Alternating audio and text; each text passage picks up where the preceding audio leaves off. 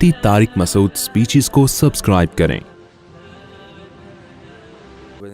کوئی کسی نے یہاں سے بھی کوئی بات پوچھنی ہے بلا تکلف پوچھ لیں، ٹھیک ہے؟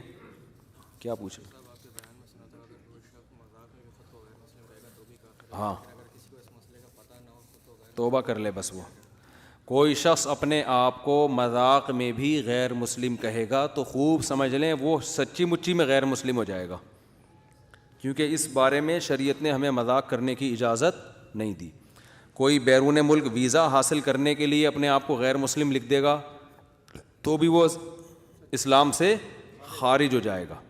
تو اس لیے یہ والا مذاق کبھی بھی نہ کیا کریں، ناسمجھی میں کیے توبہ استغفار کریں، کلمہ پڑھیں دوبارہ۔ قرض حسنہ کے بارے میں بتائیں کہ یہ کیسے لیا جاتا ہے اور کیسے دیا جاتا ہے؟ یہ صرف لیا جاتا ہے، پاکستان میں قرضہ دیا واپس نہیں جاتا، ٹھیک ہے؟ یہ قرض حسنہ کی ٹرم مجھے تو نہیں پتہ اس کا کیا مطلب ہے۔ قرض کا مطلب تو ہے کہ قرض ہے وہ واپس کرنا ہے۔ لوگ کہتے ہیں قرض حسنہ اسے کہتے ہیں کہ اس کی مرضی ہے کہ واپس کرے نہ کرے۔ تو بھائی جب اس نے واپس کرنا ضروری ہوتا ہے اس وقت واپس نہیں کرتا، تو جب مرضی ہو تو پھر کون واپس کرے گا؟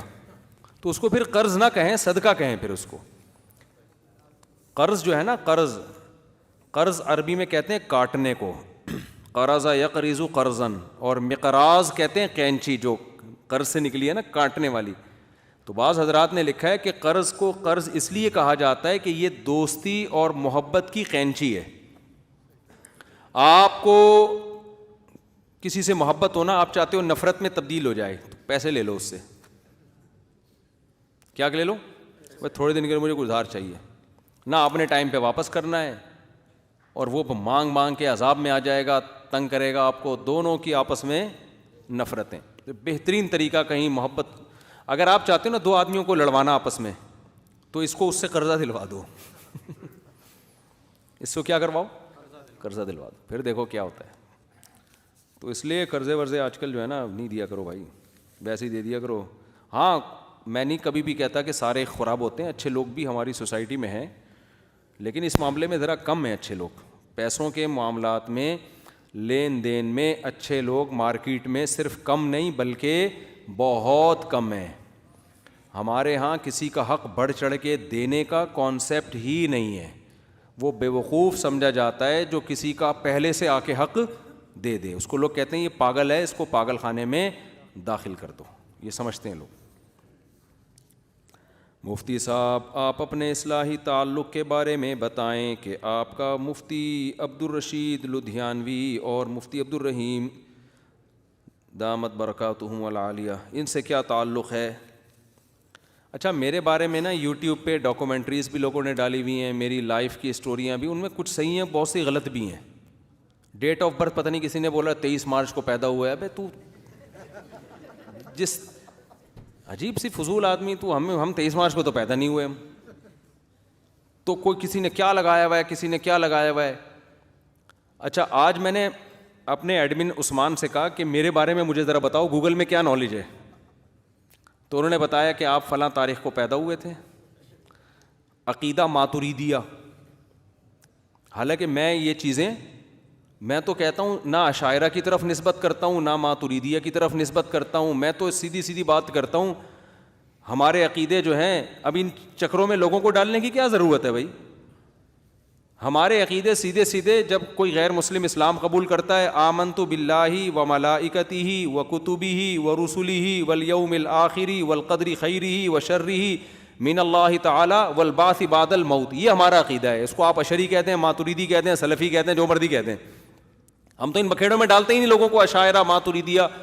ٹھیک ہے بڑے بڑے علماء گزرے ہیں، کسی پہ طنز نہیں کر رہا خدا نخواستہ میں، لیکن بھائی ہم تو یہ چیزوں کو ہائی لائٹ کرنا پسند نہیں کرتے، اور نہ ہم کبھی آپ نے دیکھا میں اشاعرہ کا عقیدہ سکھا رہا ہوں یا ماتریدیہ کی تفصیل آپ کو کر رہا ہوں یا سلفی عقیدہ سکھا رہا ہوں۔ بھائی موٹے موٹے قرآن و سنت میں جو عقیدے ہیں جن میں کسی کا اختلاف نہیں ہے، وہ اسلام کے بنیادی عقیدے ہیں، اور یہ وہ عقیدے ہیں جب کوئی پوچھے نا کون سے والے، تو بھائی جب غیر مسلم کو اسلام قبول کروایا جاتا ہے تو بیسک عقیدے سکھائے جائیں گے نا۔ جب بھی کسی غیر مسلم کو کلمہ پڑھایا جاتا ہے نا تو اس وقت جو عقیدے اس کی زبان سے کہلوائے جاتے ہیں تو ہر آدمی کے ذہن میں لاشعوری طور پر یہ بات ہے کہ یہ اسلام کے بیسک عقیدے ہیں. غیر مسلم جب تک ان عقیدوں کو ایکسیپٹ نہیں کرتا اس وقت تک وہ مسلم نہیں ہو سکتا. تو وہی ہمارے بھی ہیں, بس اس سے آگے ہمیں جانے کی ضرورت بولو نا نہیں. اس سے آگے نہ قبر میں سوال ہوگا نہ آخرت. آگے جاؤ گے تو الجھو گے, اختلافات میں پڑو گے. سلفی کچھ کہیں گے, اشاعرہ کچھ کہیں گے, ماتریدیہ کچھ کہیں گے, تو ہم کہہ ہی نہیں رہے ہم کچھ. ٹھیک ہے نا, کیا خیال ہے؟ جو موٹے موٹے اسلام کے عقیدے ہم اسی کے حامل ہیں. تو جو بیسک عقیدے ہیں, جب بھی غیر مسلم کو اسلام قبول کروایا جاتا ہے, خوب سمجھ لیں, چند عقیدے وہ ہیں جو ہر غیر مسلم سے زبان سے کہلوائے جاتے ہیں. ان میں کیا ہے؟ آمنت باللہ و ملائکتہ و کتبہ و رسلہ والیوم الآخر والقدر خیرہ. کلمہ شہادت کے بعد سب سے پہلے تو اشہد ان لا الہ الا اللہ وحدہ لا شریک لہ واشہد ان محمدا عبدہ ورسولہ, یہ ہے. اس کے بعد پھر یہ عقیدہ انگلش میں یا اردو میں یا عربی میں جس طرح بھی جو اس کے آسانی سے سمجھ میں آ جائے, کہ اللہ پر ایمان, اس کی آسمانی کتابوں پر, اس کے پیغمبروں پر, تقدیر پر, کہ ہر چیز پہلے سے طے شدہ ہے, اچھی بھی تقدیر اور بری تقدیر بھی, اور موت کے بعد دوبارہ زندگی پر. پھر اس خاص طور پر جس مذہب سے اس کا تعلق تھا نا پہلے, اس مذہب کی نفی کرائی جاتی ہے. ہندو ہوگا تو اس سے کہا جائے گا کہ میں بت پرستی سے ہمیشہ کے لیے توبہ کرتا ہوں. میں جب کسی غیر مسلم کو کلمہ پڑھواتا ہوں نا, اللہ کا شکر ہے بہت سے غیر مسلم ہمارے ہاتھ پہ بھی مسلمان ہوئے, تو کوئی عیسائی ہوگا تو میں اس سے یہ زبان سے کہلواتا ہوں, پہلے تو یہ کلمہ شہادت, پھر یہ ایمان مفصل, اس کے بعد بھائی میں اس بات کا اعتراف کرتا ہوں کہ حضرت عیسیٰ علیہ السلام اللہ کے بیٹے نہیں ہیں, دیگر پیغمبروں کی طرح اللہ کے بندے اور اللہ کے پیغمبر ہیں, اور میں عیسائی مذہب سے براءت کا اعلان کرتا ہوں. میں وعدہ کرتا ہوں آئندہ میں چرچ نہیں جاؤں گا, عبادت کے لیے جو چرچ جاتے ہیں. میرا یہ بھی اس لیے وضاحت کر رہا ہوں کہ میرے بیان کو لوگ چلا رہے ہیں کہ مندر نہیں جاؤ, کبھی مندر نہیں جاؤ, اور دیکھو خود مندر میں گھسے ہوئے ہیں. تو بھائی جو مندر نہیں جاؤ, عبادت کے لیے نہیں جاؤ. ویسے آدمی مندر جا رہا ہے وہ تو کہیں بھی جا سکتا ہے نا, دیکھنے کے لیے کیا ہو رہا ہے. ٹھیک ہے نا. اور ہم تو مندر ایک بڑی مصلحت کے لیے گئے تھے کہ انڈیا میں ہندو مسلم فسادات ہو رہے ہیں, تو ہم ہندوؤں کو یہ میسج دینے کے لیے کہ یہاں آپ کے مندر محفوظ ہیں. مندر کے اندر جا کے ہم دکھا رہے ہیں آپ کو, باہر سے دکھاتے تو آپ کو نہیں سمجھ میں آتا. تو وہ عبادت کا کانسیپٹ الگ ہے بھائی. ویسے کوئی جا رہا ہے وزٹ کرنے کے لیے وہ ایک الگ چیز ہے, اس پہ بات ہو سکتی ہے کہ کیوں جا رہا ہے. کوئی بڑی مصلحت ہے تو ٹھیک ہے, نہیں مصلحت ہے تو بلا وجہ کیوں جا رہے ہو. تو ہم عجیب سے یعنی کلپوں کو جوڑ کے پتہ نہیں کیا چلایا جا رہا ہے. تو جب کوئی عیسائی مسلمان ہوگا تو اس کو یہ کہلوایا جاتا ہے, میں کہلواتا ہوں, علماء کا بھی ہم نے دیکھا ہے, علماء سے یہ چیز ہم نے سیکھی ہے کہ وہ برات کا اعلان کرے کہ بھائی میں عیسیٰ علیہ السلام کو اللہ کا بیٹا نہیں مانوں گا. قادیانی جب اسلام قبول کرے گا تو یہ سارے عقیدوں کے بعد مرزا غلام احمد قادیانی کی نفی صراحتاً کہ میں مرزا غلام احمد قادیانی کو جھوٹا, کذاب اور دجال سمجھتا ہوں, وہ اللہ کا پیغمبر نہیں ہے, اس نے محمد صلی اللہ علیہ وسلم پہ اور اللہ پہ جھوٹ باندھا. یہ اس کی زبان سے نکلوایا جائے گا, ورنہ بھائی یہ تاکہ کلیئر ہو جائے بات. اس سے ہم یہ نہیں زبان سے کہلوائیں گے کہ عیسیٰ کو اللہ کا بیٹا نہیں مانتے, اس لیے کہ وہ تو پہلے ہی کہتے ہم نہیں مانتے.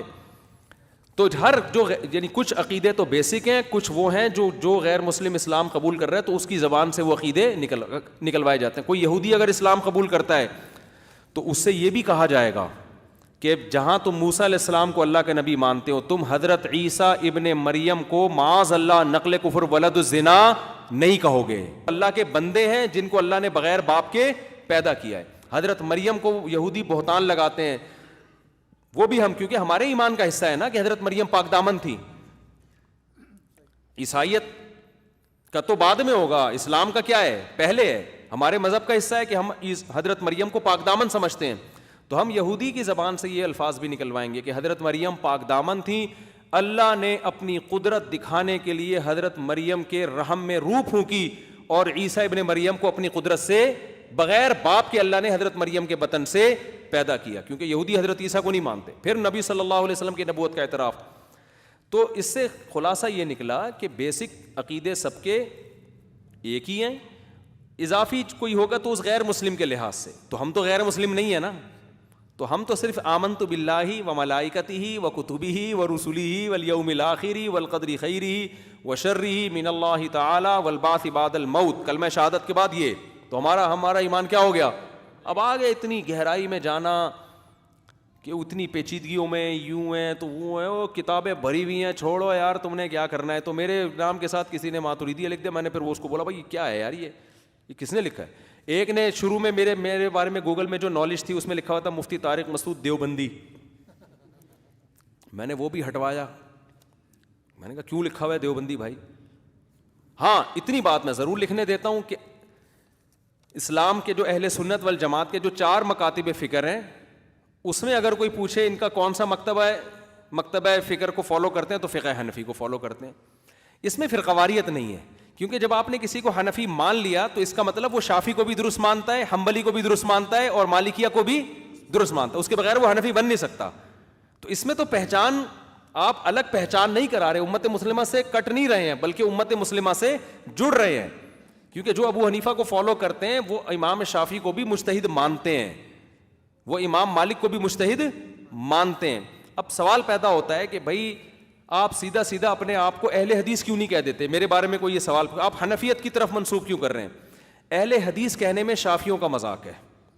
اس کا مطلب آپ ان کو اہل حدیث نہیں مانتے، آپ مالکیوں کو اہل حدیث نہیں مانتے. تو نام کبھی بھی، میری رائے ہے، میں اہل حدیث سے اختلاف تو کر سکتا ہوں نا، وہ میری رائے سے اختلاف کرے تو ٹھیک ہے. میں یہ کہتا ہوں کہ اپنا نام اسلام کے اندر اگر آپ ہیں اور آپ کا ایک مکتبہ فکر ہے، یہ بھی اسلام ہے، دوسرا مکتبہ فکر بھی اسلام ہے، تو اپنا ایسا نام دینا جس سے یہ میسج جائے کہ ہم حدیث کو فالو کر رہے ہیں اور دوسرا حدیث کو فالو نہیں کر رہا. یہ امت میں توڑ ہے. اس کی مثال ایسے ہے جیسے آپ جاپان میں تھے، آپ کو پنجاب والے ملے، آپ کو کے پی کے والے ملے، آپ کو کراچی والے ملے. اب جاپانیوں سے جب آپ اپنا تعارف کرواؤ گے تو آپ کہو گے کہ میں بھی پاکستانی ہوں، یہ بھی پاکستانی. لیکن جب آپ پنجاب میں ہو، سارے پاکستانی بیٹھے ہوئے ہیں، پھر آپ کا انٹروڈکشن کیسے ہوگا؟ بھئی یہ کراچی کا ہے، یہ پشتو اسپیکنگ ہے، یہ اب اس میں کہو میں پاکستانی تو دوسرا کہا میں کیا افغانی ہوں یا میں کیا جاپانی ہوں جو تو مجھے بتا رہا ہے؟ بھئی ہم سب پاکستانی ہیں. تو پاکستانیوں کی مختلف قسمیں ہیں. تو اسی طرح اسلام جب دنیا میں آیا ہے تو اس وقت تو رسول اللہ صلی اللہ علیہ وسلم کی جس نے جو حدیث سنی اس کو فالو کیا، لیکن رائے کا صحابہ میں اختلاف ہوا. جب اختلاف ہوا ہے نا تو پھر اس اختلاف کو ختم کرنے کے لیے ائمہ مجتہدین نے محنت کی.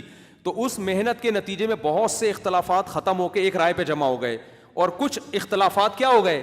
باقی رہ گئے. تو جو باقی اختلاف رہے اس میں بھی قرآن و سنت کی ہمیں ہدایت ملتی ہے کہ مجتہدین کا جب اختلاف ہوگا تو اس میں یقینی طور پر آپ کسی کو غلط نہیں کہہ سکتے. اس کے دلائل کیا ہیں یہ میں 20 دفعہ دے چکا ہوں. اب اس میں یہ بھی اسلام ہے، دوسرا بھی کیا ہے؟ اسلام ہے. صحابہ میں جب اختلاف ہوا ہے نا مسائل کا، تو جس نے اس طریقے سے نماز پڑھی اس کو بھی اسلامی نماز کہا گیا ہے، جس نے دوسرے طریقے سے پڑھی اس کو بھی کیا کہا گیا ہے؟ اسلامی نماز. رفع الیدین والی بھی اسلامی، رفع الیدین نہ والی بھی، اختلاف کے باوجود. تو اب اگر کوئی ایک مکتبہ فکر کو فالو کر رہا ہے، امام ابو حنیفہ کے اپنے اصول ہیں، امام شافعی کے اپنے اصول ہیں قرآن و حدیث سے مسائل نکالنے کے، ان اصولوں میں اختلاف کی وجہ سے آگے مسائل میں بھی کیا ہوا؟ اختلاف. ایک مثال دے کے میں آگے چلتا ہوں. دیکھو دونوں فالو قرآن و حدیثی کو کرتے ہیں لیکن اصولی اختلاف ہوتا ہے. اب وہ اختلاف آپ حل نہیں کر سکتے. مثال کے طور پر امام احمد ابن حنبل رحمہ اللہ تعالیٰ کی رائے یہ ہے کہ جب کوئی صحابی کوئی حدیث پیش کرے اور صحابی کا خود کا فتویٰ اس حدیث کے خلاف ہو تو حدیث کو فالو کیا جائے گا، صحابی کے اس فتوے کو فالو نہیں کیا جائے گا. العبرۃ بما روا لا بما رآ، یہ الفاظ ہیں عربی کے. بات سمجھ میں آ رہی ہے؟ العبرۃ بما روا لا بما رآ، جو دیکھ رہے ہیں نا اس کو نہیں بلکہ جو وہ نقل کر رہے ہیں اس کو.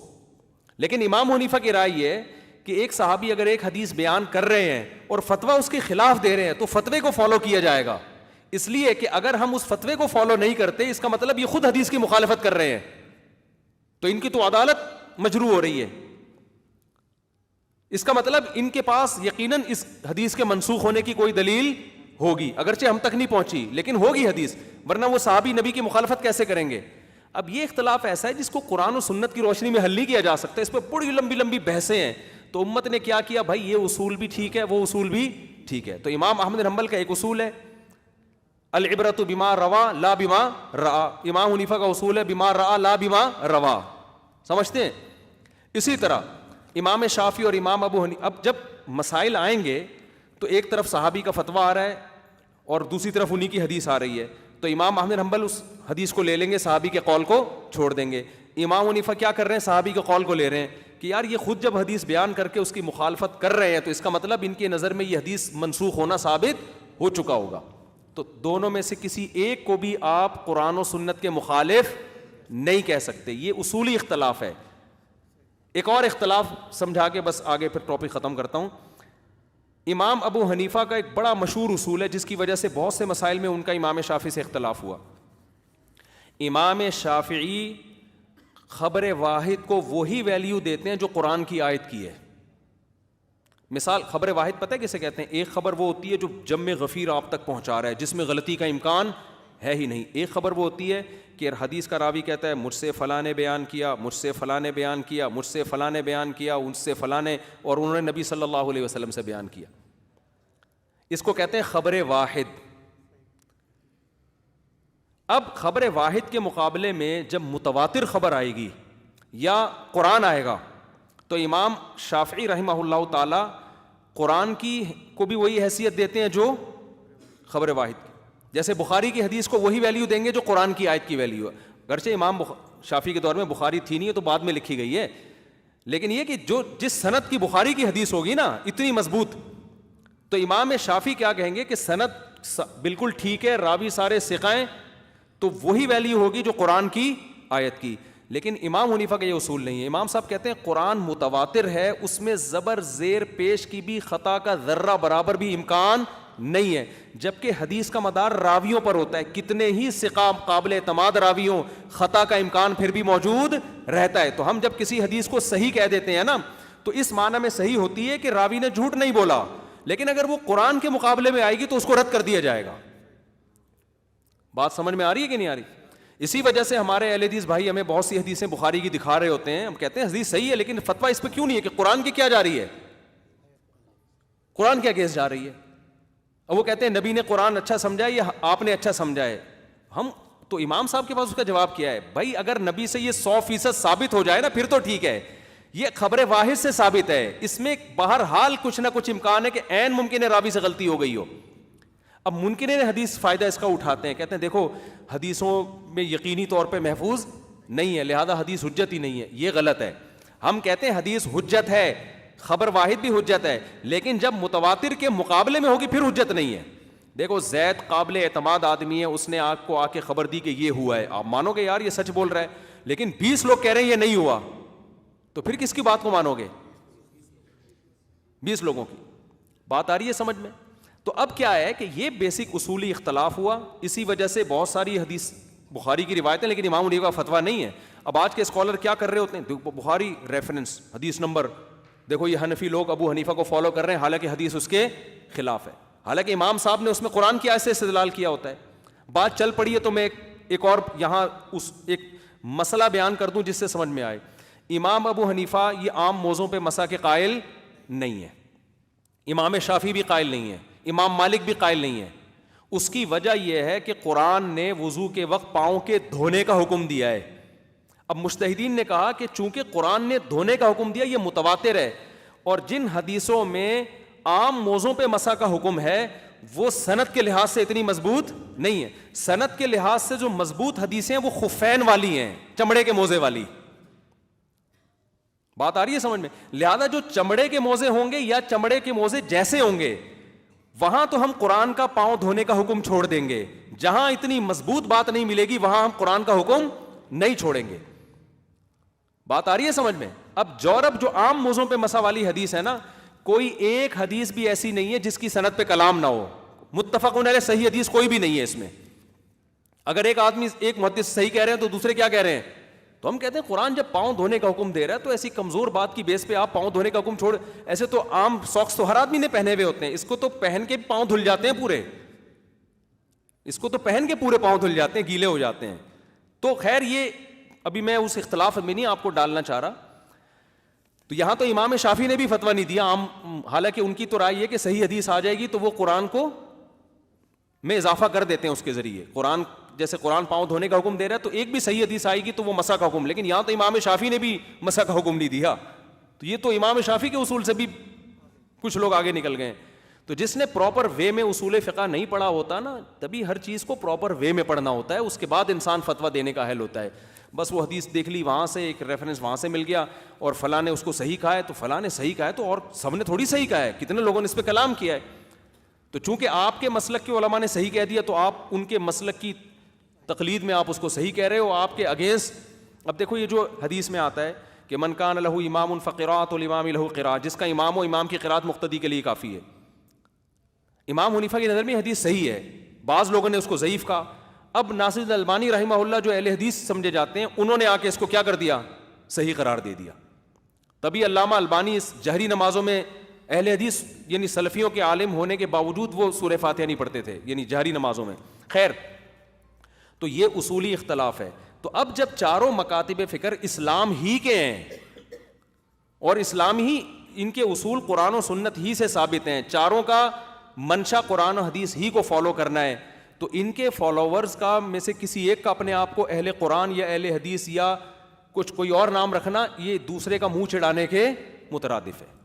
اس لیے علماء نے ان کے نام جو کیے ہیں کہ بھائی جو چونکہ چاروں اہل اسلام ہی کے ہیں, اہل سنت والجماعت ہی کے ہیں, عقائد سب کے سیم ہیں, فروعی مسائل میں اختلافات ہیں اور وہ اختلافات بھی قرآن و سنت کی روشنی میں ہیں, تو لہذا اب شافعی سے فرق کرنے کے لیے آپ اپنے آپ کو حنفی کہیں گے, آپ اپنے آپ کو اہل قرآن یا اہل حدیث نہیں کہیں گے. اس کا مطلب اہل حدیث کہنے کا مطلب وہ گویا حدیث کو فالو نہیں کر رہے. تو بھائی امام ابو حنیفہ بھی اہل حدیث تھے, امام شافعی بھی اہل قرآن اور اہل حدیث تھے, امام مالک بھی اہل قرآن اہل حدیث تھے, تو ان کے فالوور بھی اہل قرآن اہل حدیث ہی ہیں.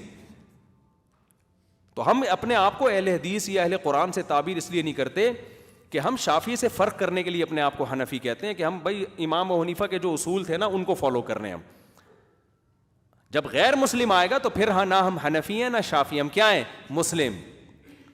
تو یہاں جماعت المسلمین والوں کی جو 2 نمبریاں تھیں نا وہ بھی ختم ہو گئی. وہ بار بار کہتے تھے کوئی اپنے آپ کو حنفی کہتا ہے, کوئی شافعی کہتا ہے, اللہ نے تمہارا نام مسلم رکھا ہے. او بھائی اللہ نے غیر مسلم کے مقابلے میں ہمارا نام مسلم رکھا ہے, آپس میں ایک دوسرے سے فرق کرنے کے لیے مسلم نہیں رکھا.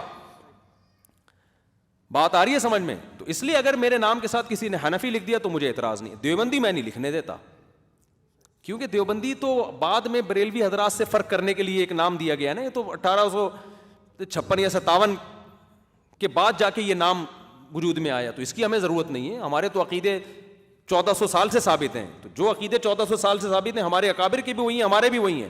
کچھ مسائل اختلافی ہیں تو ان میں ہمیں جانے کی بالکل بھی ضرورت ہے ہی نہیں ضرورت, تو نہ ہم سے سوال ہوگا نہ ہم سے اس بارے میں پوچھا جائے گا قبر میں, تو ہم ان کی ڈیٹیل میں نہیں جاتے. تو یہاں پر آ کر ہم رک جاتے ہیں, اور بلا وجہ اپنے آپ کو حنفی بھی نہیں ہم کہتے, وہ بھی جب کہتے ہیں جب ضرورت پڑتی ہے, ورنہ نارمل تو ہم سب مسلم ہی. کبھی نہیں آپ نے دیکھا ہوگا میں بلا وجہ اپنے آپ کو حنفی ہیں وہ شافعی, کیا ضرورت ہے بھائی اس تکلف کی. ہم دنیا میں جہاں بھی سفر کرتے ہیں ہم سے مالکی لوگ بھی ملتے ہیں, شافعی لوگ بھی ملتے ہیں, تو مسلم ہی تعارف ہو رہا ہوتا ہے. ضرورت صرف وہاں پڑتی ہے جہاں مسائل کا مسئلہ چلتا ہے. اب مثال کے طور پر کوئی شافعی فقہ کو فالو کرتا ہے, کوئی فقہ حنبلی کو فالو کرتا ہے, تو پھر وہ مجھ سے آگے جب مسئلہ پوچھتا ہے تو پھر وہ بتاتے ہیں مفتی صاحب میں سعودی عرب میں رہا ہوں, میں فقہ حنبلی کو فالو کرتا ہوں. تو وہ اپنے آپ کو حنبلی پھر اس ضرورت سے کہہ رہا ہے کہ مجھے مسئلہ اسی فقہ کے اعتبار سے بتایا جائے کیونکہ میں مکمل اسی کو فالو کرتا ہوں. ایسے موقع پہ پھر یہ ہائی لائٹ کیا جاتا ہے. سمجھتے ہو کہ نہیں سمجھتے؟ ورنہ اس کی بھی ضرورت نہیں ہے کہ حنفی کیا ہے شافعی کیا ہے. سمجھتے ہو؟ جیسے سعودی عرب کے جو شیخ بن باز تھے نا, جب ان کا انتقال ہوا ہے تو ان کی جتنی سیرت لکھی گئی ہے اس میں یہ لکھا گیا تمسک بالمذہب الحنبلی, ان کا فقہی مذہب فقہ حنبلی تھا. تو یہ سیرت میں ایسی چیزوں کو ہائی لائٹ کیا جاتا ہے. اسی طرح جتنے بڑے بڑے علماء آپ کو ملیں گے نا, جب ان کی ہسٹری صدیوں تک جتنے علماء آئے ہیں, تو جب ان کے بات ہوتی ہے نا تو کچھ علماء طبقات حنفیہ میں آتے ہیں, کچھ طبقات شافعیہ میں آتے ہیں, کچھ طبقات مالکیہ میں آتے ہیں, کچھ طبقات حنبلیہ میں. تو جب ان کی پوری ہسٹری اور ان کی لائف بیان کی جاتی ہے پھر ان کے مکتبہ فکر کو بھی ہائی لائٹ کیا جاتا ہے کہ بھئی یہ اس مکتبہ فکر کو فالو کیا کرتے تھے. تو یہاں ایسا ہے کہ جو میری ڈاکومنٹری تھے نا یا میرے بارے میں جو معلومات ہیں, تو جو لکھا ہوا ہے نا کہ دیوبندی کا لفظ میں نے ہٹوایا اس میں سے, اور وہ ماتریدیہ کا بھی ابھی آج پھر میں نے کہا یار پھر ہم خود ایک شائع کر دیں نا اس سے پہلے کہ لوگ الٹی سیدھی ہمارے بارے میں ڈاکومنٹری بنائیں. تو میں نے پھر اپنے ایڈمن سے کہا بھائی اب میں تو نہیں چاہتا کہ میں اپنی ہسٹری بتاؤں, میں کب پیدا ہوا, میں کیوں پیدا ہوا, پھر یہ جو ٹروپی ڈرامے ہمیں نہیں اچھے لگتے, ہی ہے بس ہو بیان سنو پتلی گلی سے نکلو.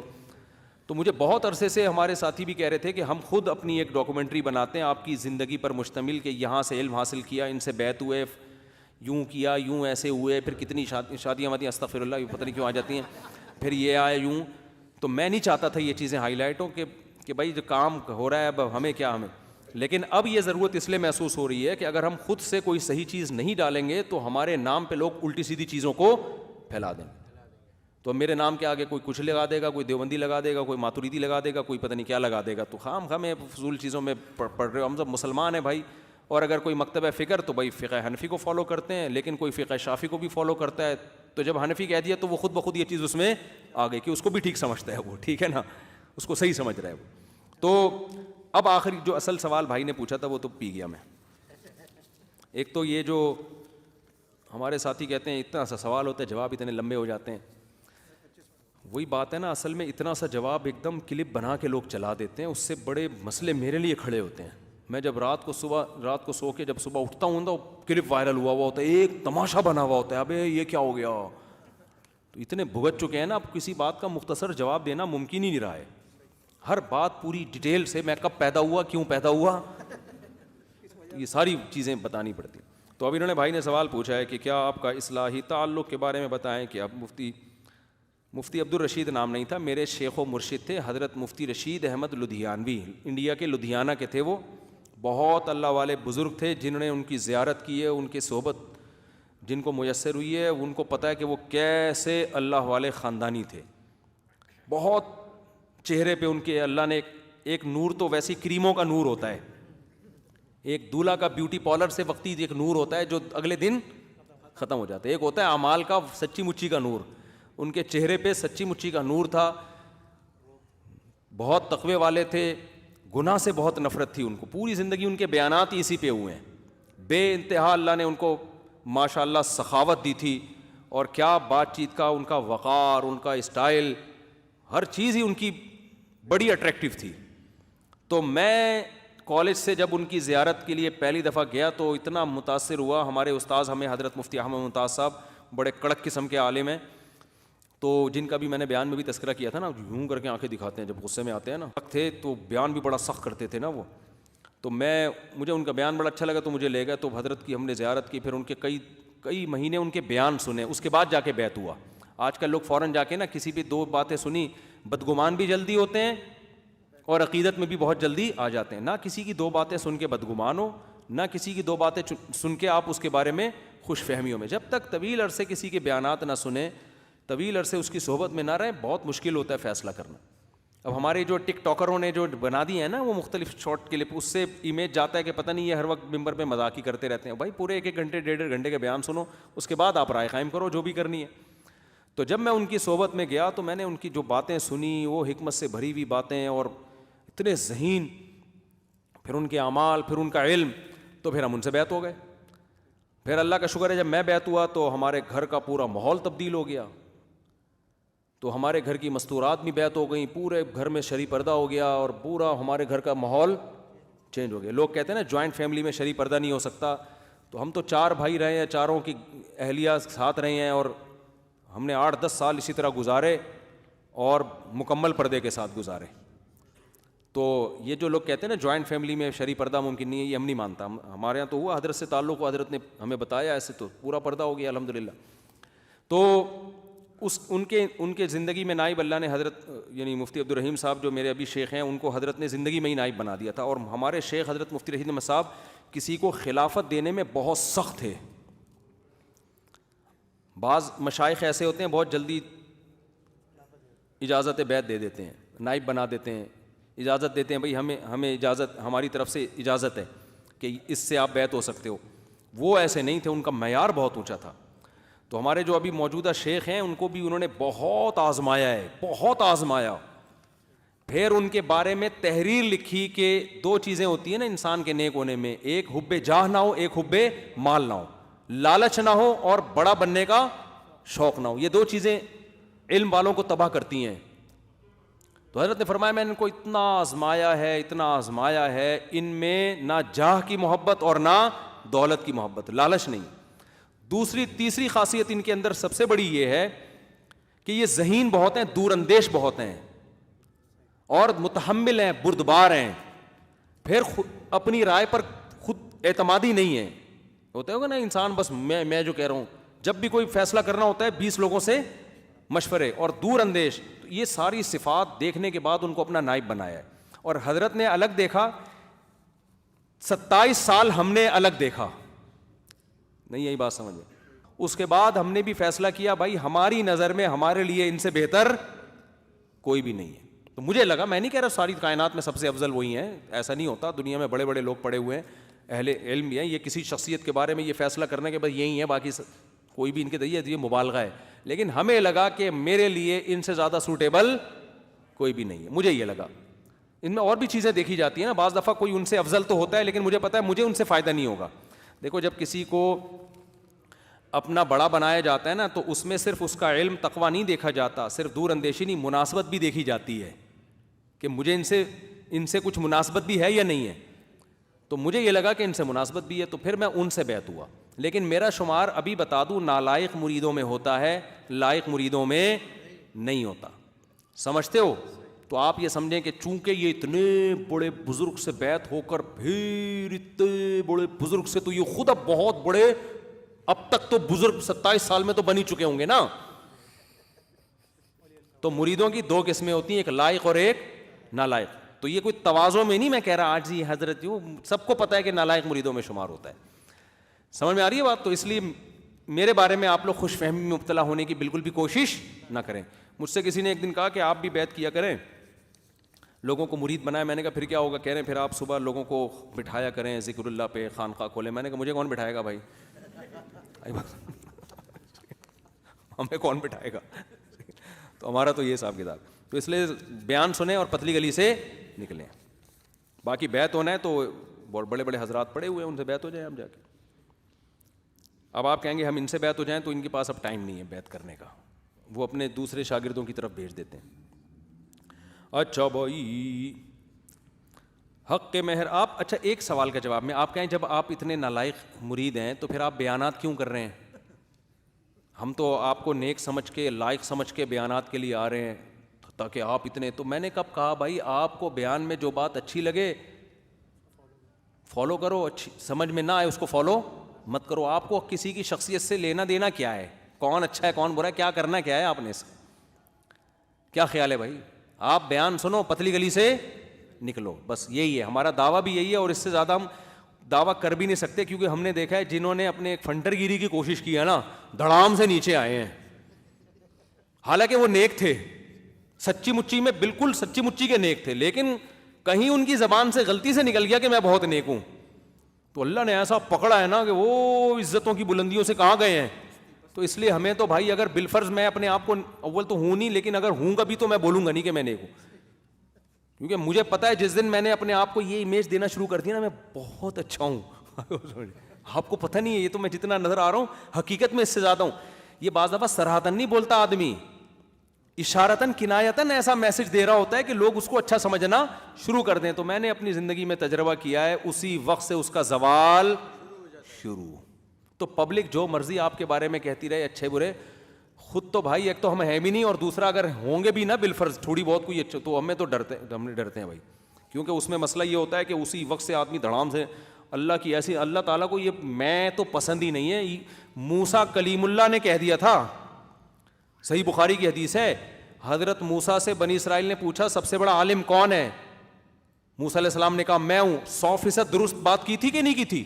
اس وقت موسیٰ کلیم اللہ سے بڑا کوئی عالم تھا زمین میں؟ اور یہ تو عقیدے کا مسئلہ تھا. اس وقت موسیٰ علیہ السلام سے بڑا کوئی کسی کو عالم سمجھتا اسلام سے خارج ہو جاتا, کافر ہو جاتا. وہ بالکل درست جواب دیا موسیٰ علیہ السلام نے کہ کون ہے؟ میں ہوں. اللہ نے اس پہ موسیٰ علیہ السلام کی تنبیہ کی ہے, اور ان کو خضر علیہ السلام کے پاس بھیج دیا کہ کچھ علوم آپ کے پاس نہیں ہیں ان کے پاس ہیں, اور جا کے سیکھیں آپ ان سے.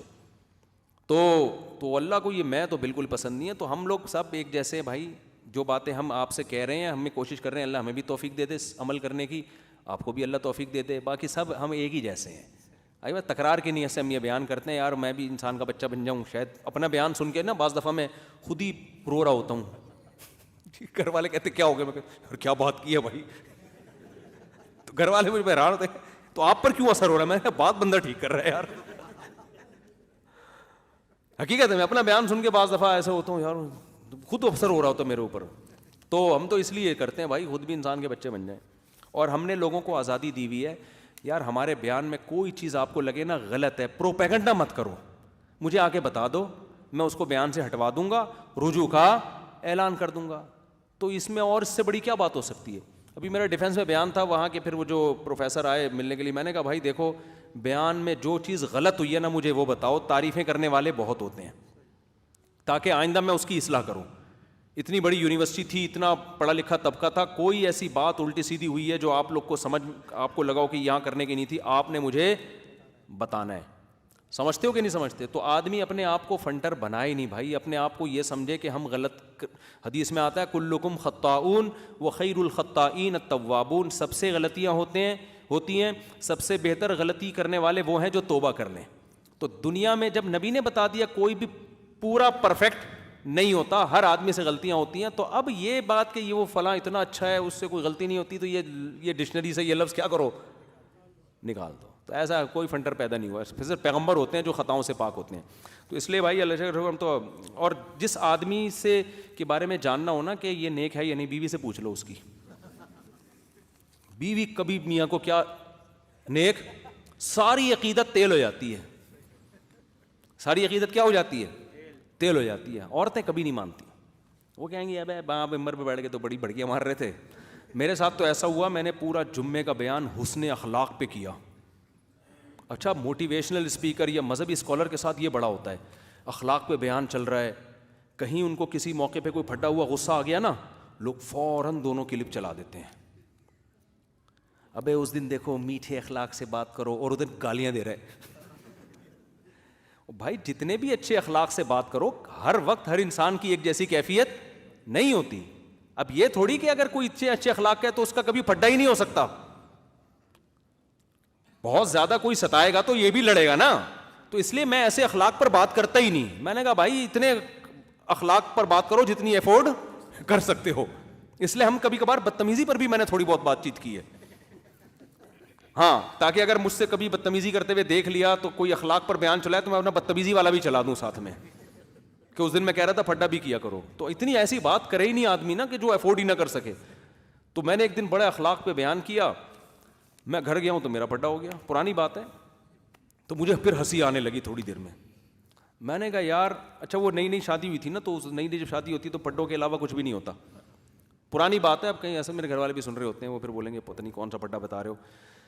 پرانی بات ہے, جب بھی یہ نیچرل ہے, جب بھی آپ کی دوسری شادی ہوگی, چاہے آپ بزرگوں, مفتیوں, عالموں, تبلیغ میں چلے لگے ہوئے ہیں, آپ کا پھڈا ڈن ہے. یہ سمجھ میں, یہ ذہن میں رکھو, یہ پھڈا کیا ہے, ڈن, یہ ہوگا. تو میں نے نئی کی ہوئی تھی اس وقت, بڑی وہ چل رہی تھی, ذرا ظاہر ہے کچھ تناؤ اور کھچاؤ زیادہ, جیسے بارڈر پہ ہوتا ہے نا, مودی کا الٹا بیان آ گیا تو ادھر سے پھر فوجیں تیار ہو جاتی ہیں. تو وہی حساب ہوتا ہے, جب دوسری ہوتی ہے تو پکڑا جاتا ہے جس دن, اس دن جب ہوتی ہے اس دن نہیں, جس دن پکڑا جاتا ہے اس دن. تو اتنا تناؤ. تو میں جب گھر گیا ہوں تو ہم نے بھی آوازیں اونچی ہو گئی, ہو ہاں ہو, وہ بعد میں سیٹ ہو گیا الحمدللہ. تو پھر مجھے ہنسی آ رہی, میں اکیلا بیٹھا ہوا ہنس رہا ہوں. گھر والے نہیں پاگل ہو گیا, پتہ نہیں کوئی جنات ہنسا رہے ہیں, کون ہنسا رہے ہیں. مجھے آیا کہ یار میں نے 1.5 گھنٹے کا نا حسن اخلاق پہ بیان کیا ہے. گھروں میں چیخو چلاؤ بالکل بھی نہیں, جو گھروں میں چیختے ہیں وہ گدھے ہوتے ہیں, ایسا پورا بیان ایسا ہی تھا, اور ہوتے بھی ہیں, حقیقت ہے, اس میں دو رائے نہیں. لقمان علیہ السلام کی نصیحتیں بتائیں میں نے اس بیان میں. وغضض من صوتک, اپنے بچے کو کہہ رہے ہیں کہ آواز پست رکھو. ان انکر الاصوات لصوت الحمیر, سب سے بری آواز کس کی ہوتی ہے, گدھے کی. پھر اس میں نے بتایا بھی کہ دیکھو گدھے کی بات بری نہیں ہوتی, اسٹائل برا ہوتا ہے. بات تو صحیح کر رہا ہے بھائی, مجھے روٹی چاہیے, مجھے گھاس چاہیے, یہی کہہ رہا ہوتا ہے نا. میرے اوپر لوڈ زیادہ ڈالا ہوا ہے تم نے, ڈھیچو ڈھیچو, بات صحیح کر رہا ہے بھائی, تو آرام سے بھی تو کر سکتا ہے نا, تو چیخ کیوں رہا پورا پریشر لے کے. تو یہ سارا بیان ہوا, اور گھر جا رہا ہوں میں چیخ رہا ہوں, ہو یو. پھر 1 گھنٹے بعد میں نے کہا یار بھائی اب کوئی یوٹیوب لے کے بیٹھا ہوتا, میری تو آج عزت. بولے ابھی دیکھو کیا بیان کر کے آیا ہے. تو میں نے کہا یار اتنا کرو جتنا افورڈ کر سکتے. تو اب میں جب بھی اخلاق پر بیان کہتا ہوں, میں کہتا ہوں ہونا ایسے چاہیے, لیکن کبھی کبھار اس کے خلاف بھی ہو جاتا ہے, انسان ہے. اب میرا اسٹائل کیا ہو گیا تھوڑا سا, اس لیے بیان ہمیشہ 4 شادیوں والے کے سنا کرو اخلاق پر. یہ جو ایک شادی والے ہیں نا، ان کے اخلاق کی کوئی 2 ٹکے کی حیثیت ایک ہے. تمہارے تو اخلاق ہی اچھے ہوں گے, تم نے کیا ہے, تمہارے پر ٹینشن ہے ہی نہیں, کیا ہے وہ, کوئی شوکن تو ہے نہیں اس بیوی کی تمہاری. تم گھر سے باہر ہو, اس کو پتا ہے گھر سے باہر ہے, دوستوں میں بیٹھا ہوگا. کراچی میں ڈھکن ہے نہیں تو گٹر پہ بھی نہیں بیٹھا ہوگا, بیٹھے گا تو گر جائے گا. تو وہ تو خوشی ہوگی تم سے تھوڑے بہت. پھر بھی اگر پھڈے ہو رہے ہیں تو یہ تمہارے بد اخلاق ہونے کی علامت ہے کہ یار کوئی لڑنے کی چیز نہیں, پھر بھی لڑ رہے ہو. اخلاق کا جب پتہ چلے گا جب 2 3 4 ہوں گی, پھر ذرا تمیز سے گھر میں آداب تمیز ایسے بیٹھو نا. بیگم کہہ رہی ہے کہاں تھے آپ کو, میں دوسری کے پاس تھا, اس کو آیا غصہ, آپ کہیں گی کوئی بات نہیں, ہمارے نبی تو مسکرا کے جواب دیا کرتے تھے. ابے جب 2 4 بیلن سر پہ پڑیں گے, انڈے پھٹیں گے نا, اس کے بعد تمہارا بھی میٹر کیا ہوگا, گھومے گا. پھر تم بھی جو نا اچھلو گے 2 2 فٹ. تو یہ اس لیے ہے نا, ہم نے کہا یار اتنی بات کرو جتنی افورڈ کر سکتے ہو. لیکن وہ ایک تجربہ ہو گیا تھا ہمارا. تو خیر بڑے بڑے دعوے نہیں کرنے چاہیے. خلاصہ یہ نکلا اس بات کا. جلدی سے سوال, آخری سوال پڑھ دوں.